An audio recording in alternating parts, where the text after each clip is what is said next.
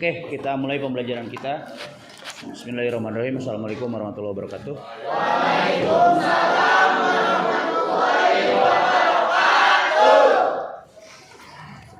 Pertama, silakan duduk dengan tegap.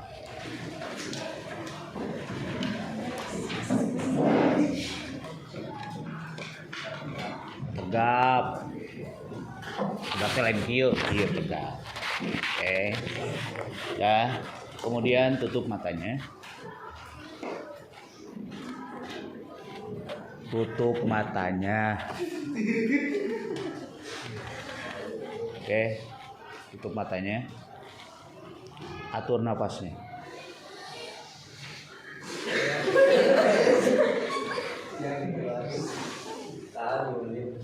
Atur napasnya sampai kamu bernapas dengan tenang. Jangan dipaksain, napasnya jangan ngalir aja. Rasakan aliran napasnya. Kamu rasakan aliran napasnya.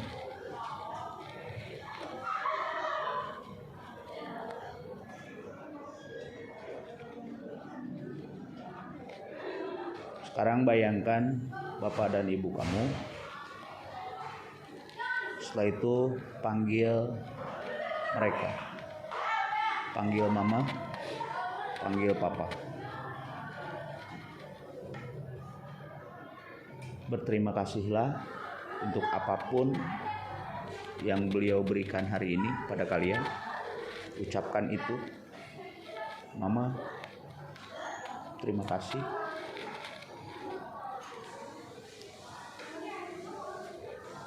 Setelah kalian berterima kasih, kirimkan doa untuk mama. Bacakan Fatihah untuk mereka.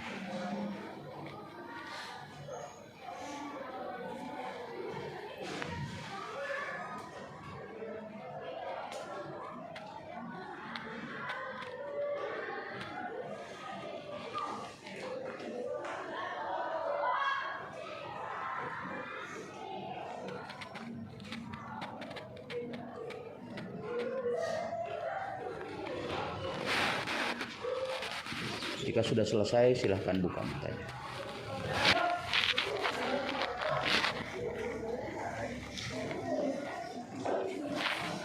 Dapat rasa apa barusan? Dapat rasa apa barusan? Ada yang merasa sesuatu? Acungkan tangannya. Ada yang merasakan sesuatu, ada energi yang berbeda. Matanya jadi panas dan sebagainya. Silakan acungkan tangan. Yang lain nggak ada? Biasa aja? B aja atau gimana? Apa pertanyaan Bapak kurang jelas? Cung, yang mau mewek lah. Bahasa sederhananya begitu. Itu namanya rasa yang berbeda. Nah gitu. Oke. Dan kenapa itu terjadi? Kenapa ketika kita panggil mama kita, ya sama seperti kamu manggil mama, umi, bapak, tapi dalam suara hati kan. Ingat, suara itu ada dua, ada suara fisik ini, ada suara hati. Suara fisik itu didengar oleh telinga, suara hati itu didengar oleh suara hati didengar oleh hati.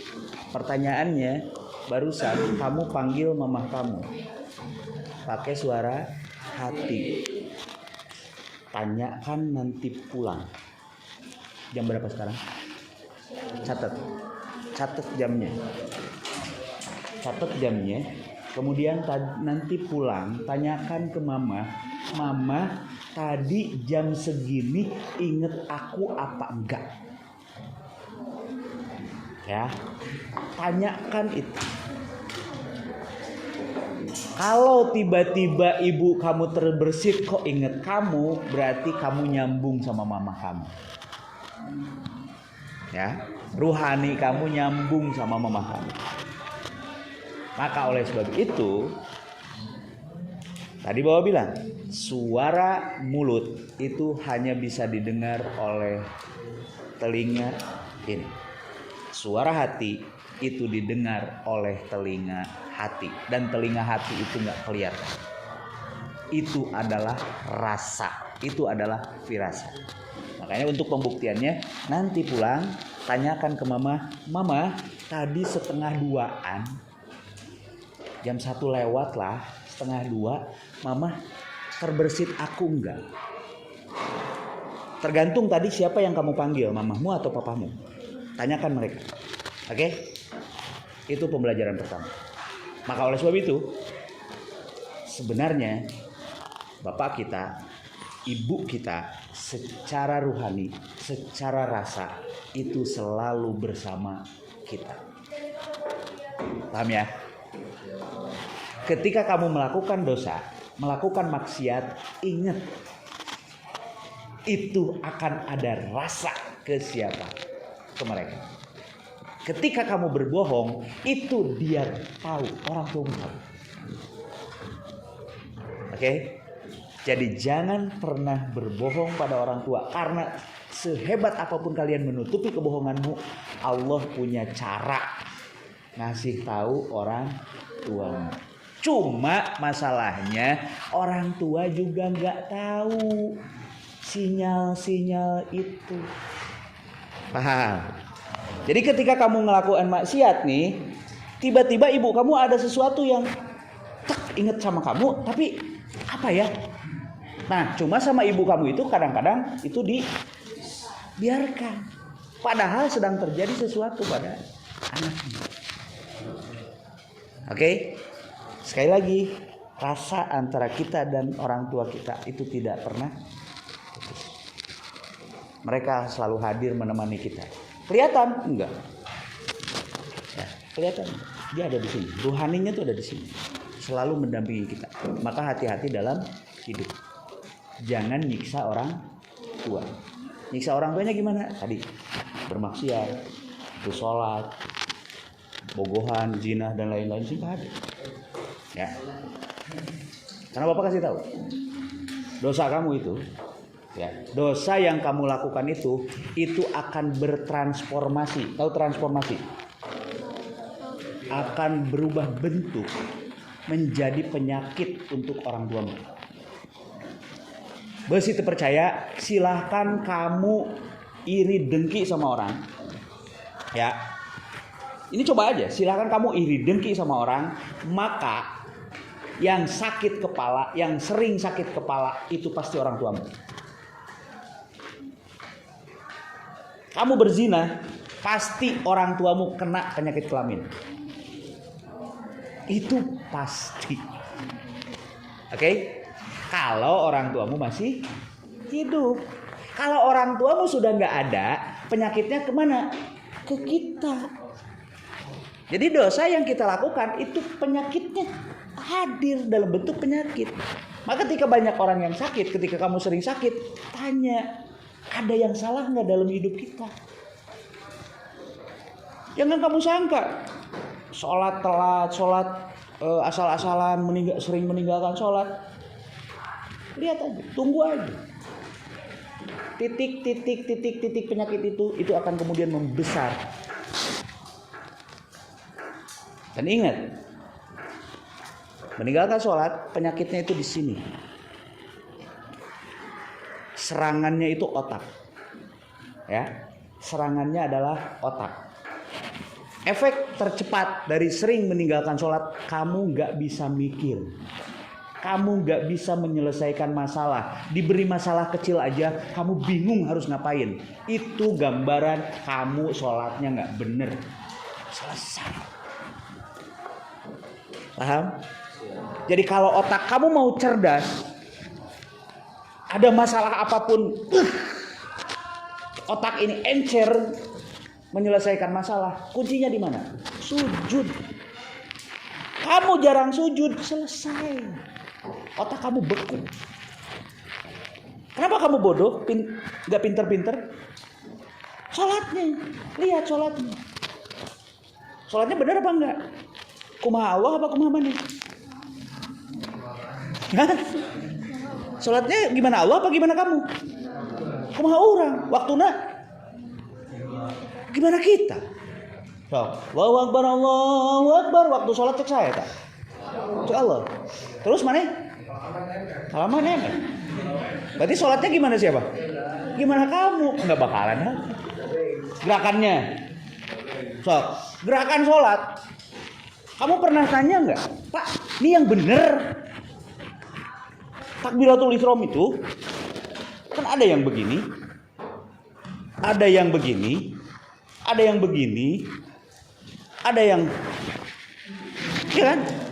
Pertanyaan Bang, kamu pernah nanya nggak, Pak? Yang bener tuh yang mana sih? Kamu sholat ya, karena dulu kamu ngelihatnya kayak begitu, ya begitu aja. Sedekapnya. Nu bener di mana? Di dia. Di dia nabujal atau di dia di luhur atau di mana? Pernah nggak kamu tanya? Umar pernah. Yang lain? Sehingga kita nanya, nih sholat kita itu sudah pas kan belum sih? Pernah nggak kamu nanya? Orang mau sholat we. Padahal sholat itu tadi inna sholata tanha anil fahsya'i wal munkar. Lamun urang sholatnya bener, kalau kita sholatnya bener, itu sholat akan mencegah kita dari perbuatan keji dan munkar. Apa perbuatan keji? Perbuatan keji itu perbuatan tidak manusiawi. Perbuatan binatang itu perbuatan keji. Contoh, perbuatan binatang apa? Bunuh, apalagi? Itu perbuatan keji itu, apalagi? Hah? Zina. Zina perbuatan keji bukan? Perbuatan keji, karena manusia itu nggak zina, manusia itu nikah. Apalagi? Perbuatan keji itu seperti apa? Perbuatan tadi yang apa ya? Zina, perkelahian pelajar, itu perbuatan binatang. Kenapa kamu tawuran? Sederhana. Kenapa kamu terlibat tawuran? Sholat siat terbalik, selesai. Maka ngomean mararane sederhana. Ngomean sholat maneh beres. Tapi ngomong sholat mararane terbalik, habis. Kos ayeuna diurang. Sok tingali lohor. Sholat terbalik deh. Nu sholat nu hanteu-hanteu. Murid 150 lalakina. Masjid segede kitu, begitu lohor 2 baris. Kamarana. Cung yang tadi sholatnya tepat waktunya. Ngacung. Begitu azan langsung deng. Ngacung. Nu lain ke mana? Cung nu can sholat. Encan. Tuh. Ayeuna sholat can. Terus arek naon? Sholat. Allahu Akbar. Si santri gitu patut. Sholat lah. Ya, Bro.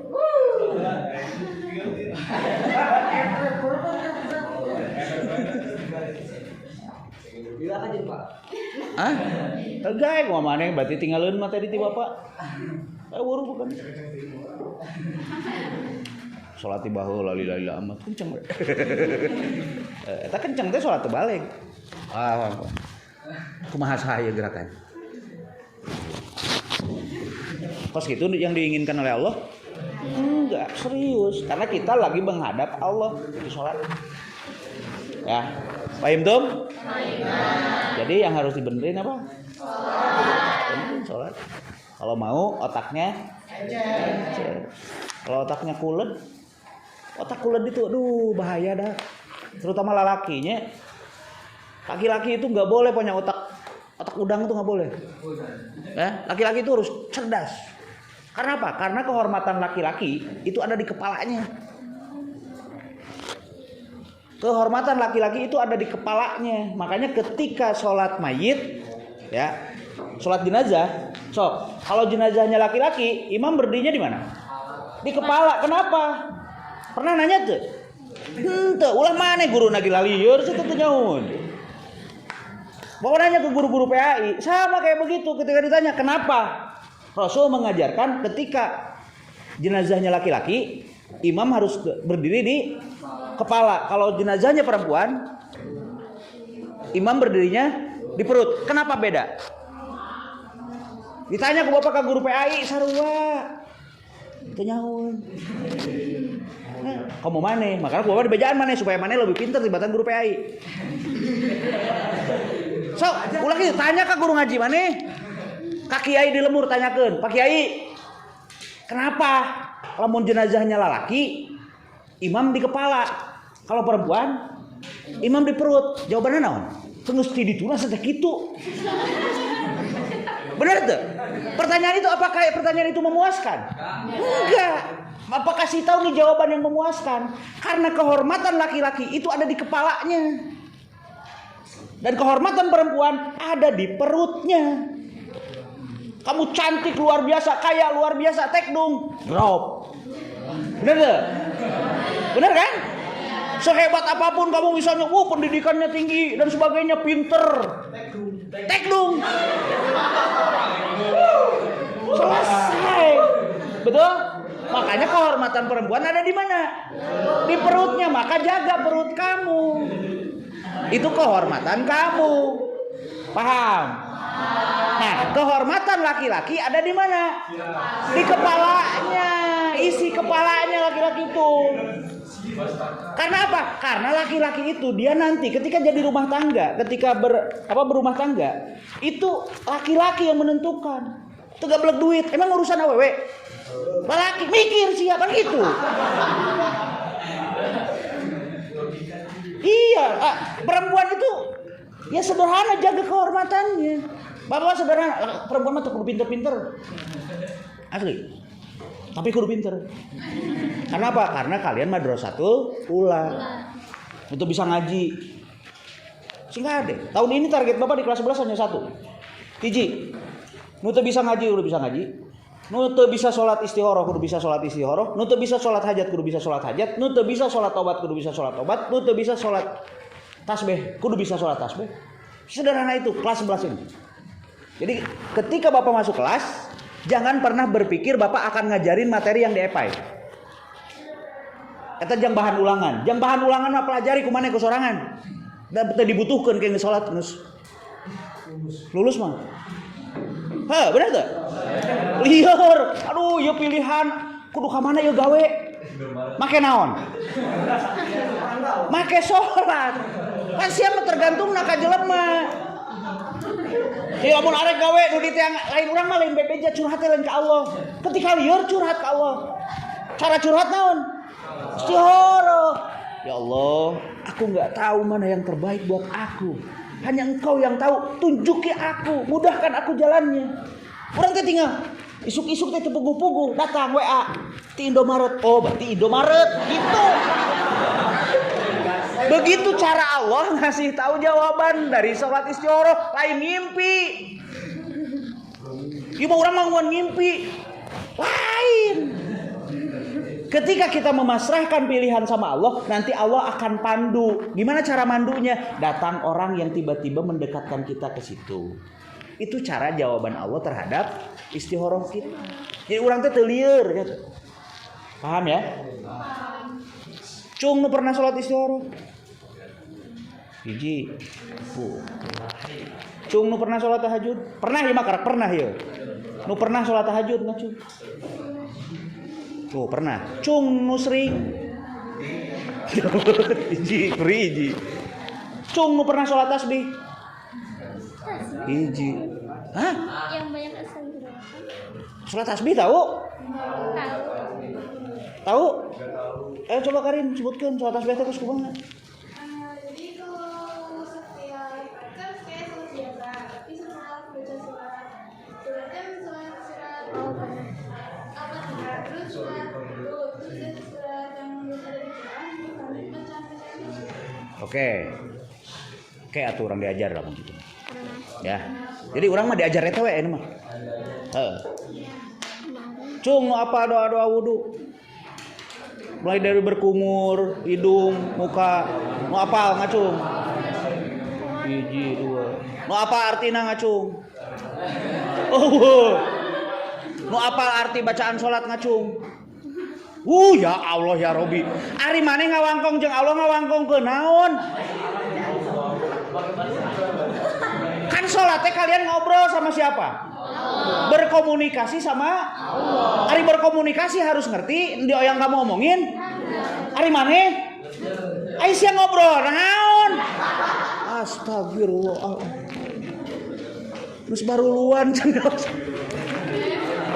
Berarti kita nanti selama kelas 11 orang belajar eta we geus nya. Untuk ulangan, untuk nilai kan ari salat mah ari salat kudu dinilai apa tong? Saha nu nganilai? Heuh, geus. Makana salat wudu mah dinilai ku Allah. Tapi jang nilai urangan di rapot. Di mana? Di epai. Maka untuk yang materi jang di rapot mah baca we epai eusian, tugas ngagawean. Begitu Bapak masuk kelas, Bapak akan ngebahas yang penting-penting tadi. Setuju? Harapan ya Allah. Ieu rumus itu dah. Rumus hirup. Pernah teu ngareungeug kieu? Wasta'inu bisobri naon cenah? Wasta'inu bisobri wassalat. Naon artina? Aduh, aing mah apal bahasa Arabna teu ngarti. Naon wasta'inu teh? Iya kana budu wa iya kana stain. Naon artina? Hanya kepadamu lah aku menyembah dan hanya kepadamu lah aku mohon pertolongan. Berarti wasta'inu. Naon? Tadi iya kana budu wa iya kana stain. Hanya kepadamu lah aku menyembah dan hanya kepadamu aku minta pertolongan. Nu gombal teh alin. Ai dibaca unggal poe ka Allah teh, iya kana budu wa iya kana stain ya Allah. Bener tuh? Kapan ketika maneh ari salat maca eta teu? Iya kana budu wa iya kana stain. Naon ngomong naon teh? Ya Allah, hanya kepadamu lah aku menyembah dan hanya kepada kamu aku minta pertolongan. Dar teu boga duit minta tulungan ka saha?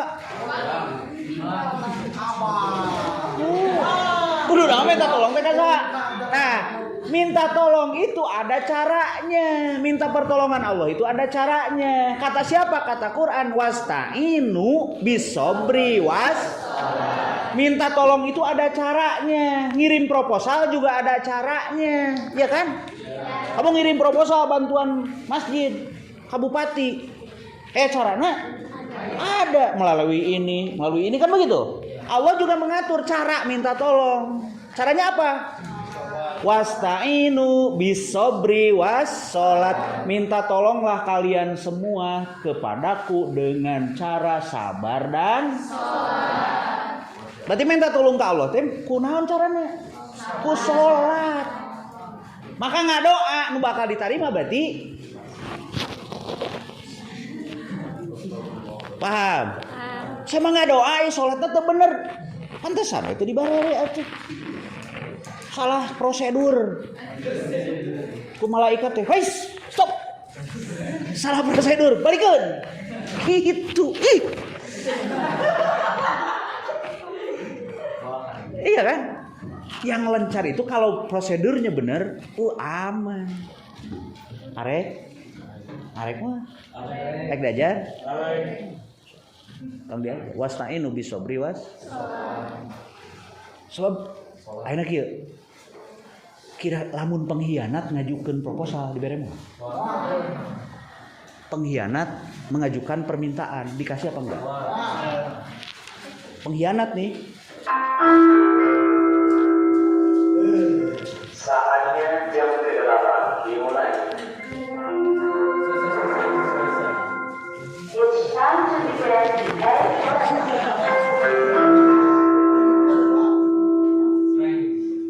Terus.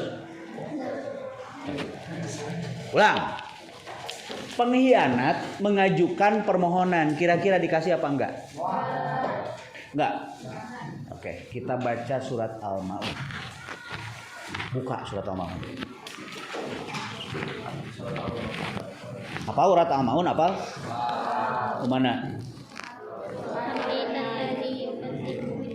Ara'aital ladzi yukaz. Sok baca. A'udzu billahi minasy syaithanir rajim. Bismillahirrahmanirrahim.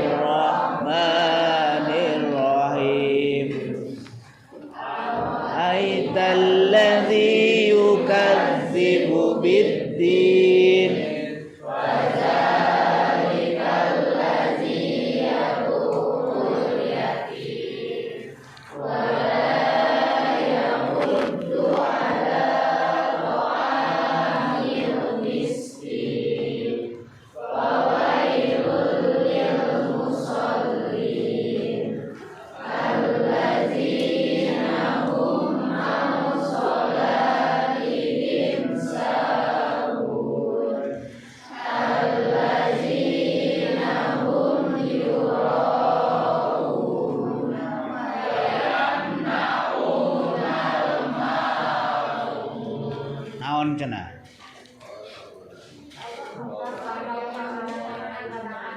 Bahasa urangna naon eta?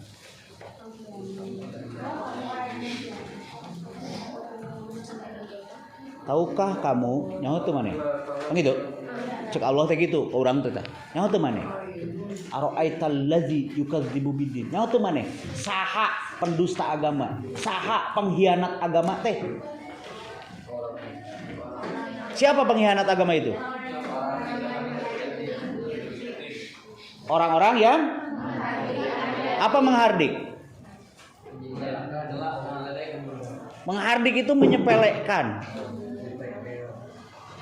Ya, menghardik anak yatim, menyepelekan anak yatim, membiarkan anak yatim. Teu dipikiran budak yatim nasibna kos kumaha. Eta ciri pengkhianat agama. Jadi ciri pengkhianat agama yang pertama adalah membiarkan nasib anak yatim. Masuk kita golongan itu?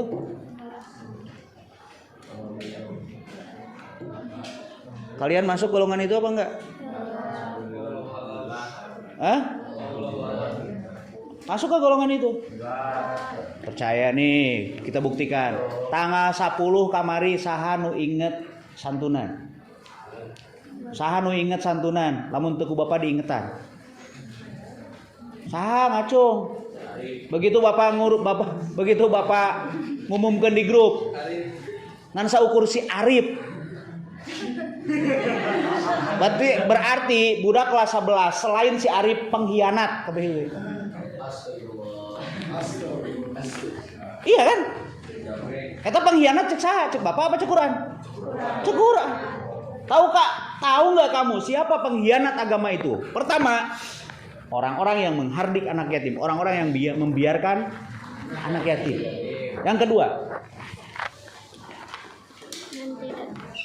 Yang kedua, siapa? Hah? Apa? Nggak mikirin makan orang miskin. Siapa? Siapa yang nggak mikirin makan orang miskin? Kamu lagi makan di rumah. Tetangga kamu ada yang kakek-kakek, jompo, nenek-nenek yang nggak punya, ada? Ada kan? Mikir sebelum makan, mikirin dia makan apa enggak? Ih, itu yang si kakek ini udah makan atau belum ya? Mikir gitu enggak? Gas gaspol. Kok mau jemput deui mah? Betul? Berarti urang saha? Nu katilu pendusta agama, pengkhianat agama. Yang ketiga apa? Orang yang sholatnya lalai. Jadi pengkhianat agama itu 3. 1. Orang yang membiarkan anak yatim. 2. Orang yang gak memberi makan, gak mikirin makan orang miskin. 3. Orang yang lalai dalam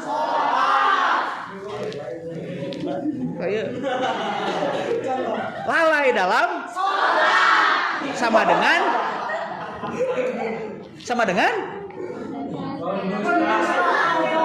pertanyaan Bapak, Cung, yang masuk kriteria ketiga itu.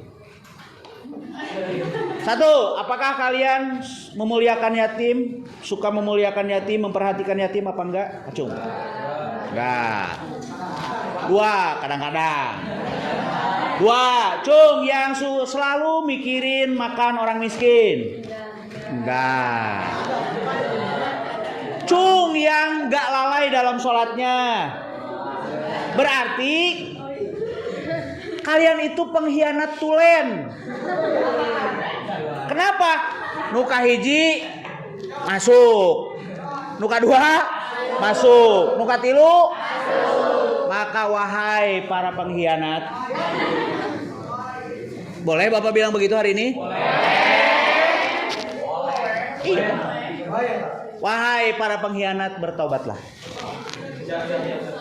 Ya. Berhentilah jadi pengkhianat Islam. Berhentilah jadi pengkhianat agama.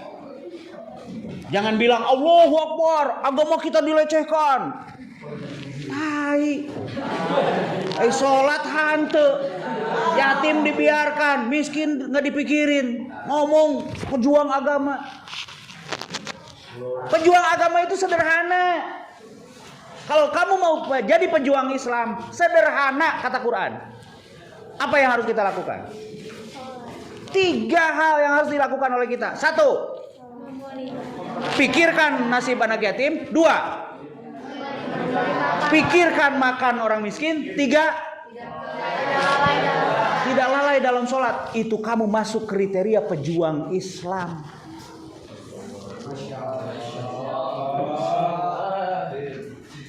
Paham? Bisa? Bisa? Yo, sekarang Bapak pantik. Apa yang akan apa yang akan kalian lakukan setelah dapat ini? Jadi Ranger itu men. Apa yang akan kalian lakukan di sini? Di kelas ini? Kepikir nggak? Hah? Ada yang terbersit pikiran, oh kalau begitu kita bikin program ini dong. Ada kepikiran begitu? Ada? Kepikiran begitu ada? Gimana cara memuliakan yatim tahu? Gimana cara memberi makan miskin tahu? Jangan sampai ya. Jangan sampai para pegawai tanggal 1 gajian, tapi anak-anak miskin gak pernah dapat uang gajian. Tanggal 10, tanggal 5 pegawai-pegawai pabrik gajian. Tapi jangan sampai nenek-nenek jompo, kakek-kakek jompo bingung nyari makan. Pikirin sama kamu. Bila perlu tiap hari lakukan itu. Kalau nggak bisa sebulan sekali. Tanggal 1 kamu muliakan yatim, tanggal 10 kamu kumpulin beras, bagiin tuh sama janda-janda jompo itu, kakek-kakek nenek itu. Yang sholat tahajudnya rajin. Soalnya aki-aki masa kedeng sarena. Jam 12 udah bangun. Kan mau mungkin jeung anini-nini nah. Geus teu harayangan kikituan. Betul? Satu-satunya pegang tasbih, duduk di sajadah. Makannya dari siapa? Bayangkan ketika makannya dari kamu, berasnya dari kamu, beras itu kemudian jadi energi yang dimakan oleh si kakek nenek itu, digunakan oleh si kakek nenek itu untuk tahajud, untuk zikir sama Allah. Emang kalian gak kebagian? Maka itu yang akan membuka keberkahan hidup kalian.